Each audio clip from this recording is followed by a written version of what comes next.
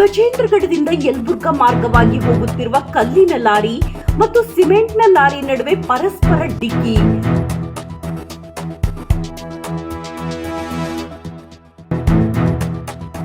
ಸ್ಥಳದಲ್ಲಿಯೇ ಮೃತಪಟ್ಟ lorry driver.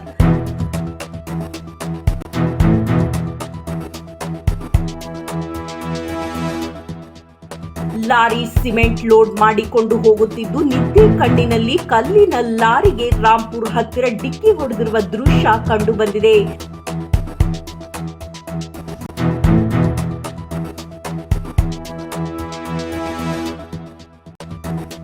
ದೊಡ್ಡ ಕಲ್ಲಿನ ಲಾರಿಯೊಂದು ನುಚ್ಚು ನೂರಾಗಿದೆ.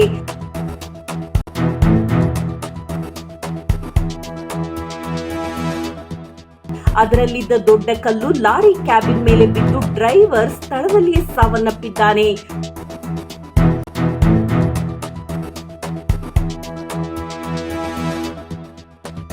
ಕುಡಿದು ವಾಹನ ಚಲಾಯಿಸಿ ಅವರ ಜೀವನವನ್ನ ಕಳೆದುಕೊಂಡಿದ್ದಾರೆ.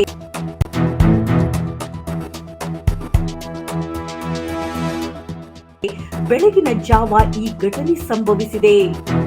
ವರದಿ ಕಳಕೇಶ್ ಬೇವಿನಗಿಡದ್, ಗದಗ್ ವಾಣಿ ನ್ಯೂಸ್ ಕನ್ನಡ, ಯಲಬುರ್ಗಾ.